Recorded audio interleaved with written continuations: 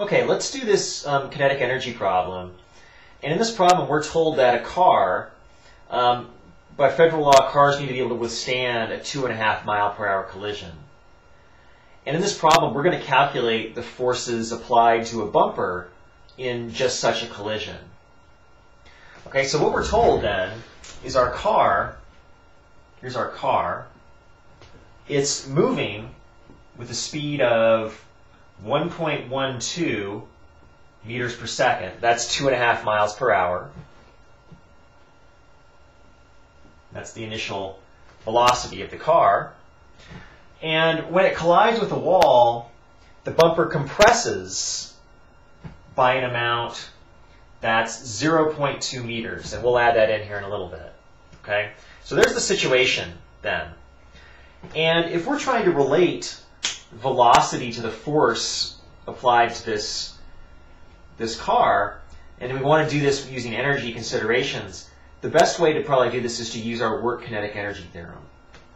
Now, our work kinetic energy theorem says that any work done on our system, being the car, results in a change in its kinetic energy.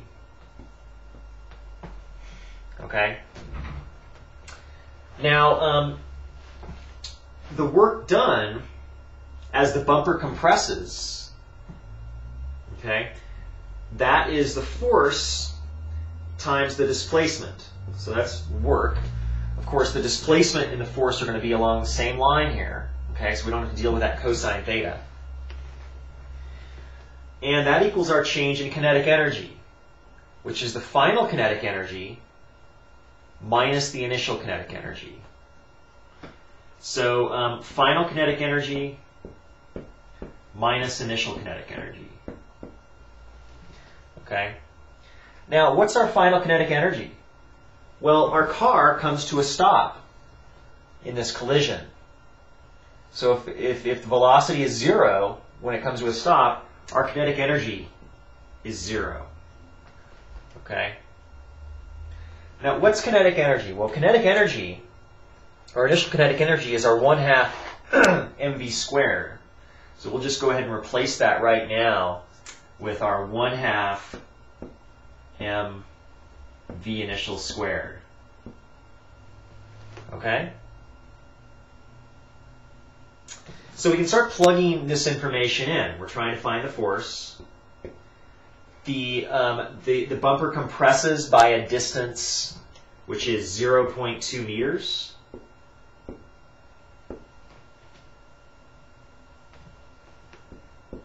And that equals negative 1/2. The mass of the car is 900 kilograms, about 2,000 pounds. And our initial velocity was 1.12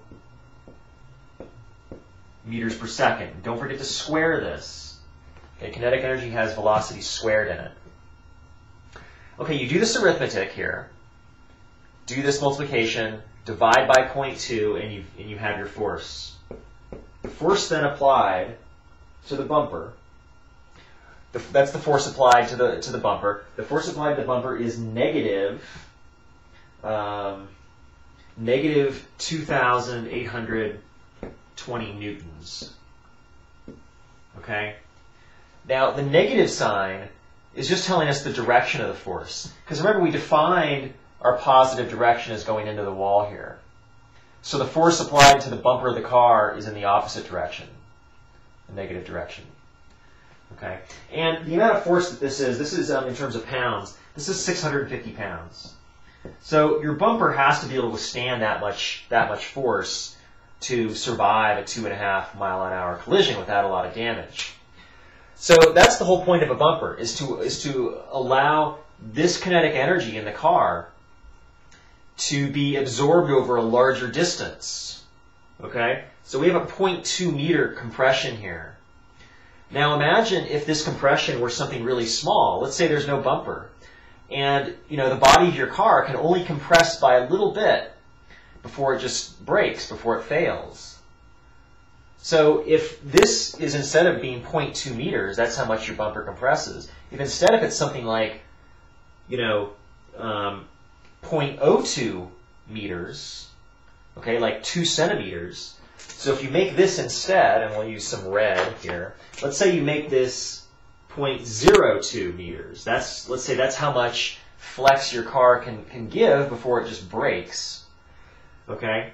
Well, when you do this math here, instead of getting negative 2,820, you would get negative 28,200 newtons. Okay?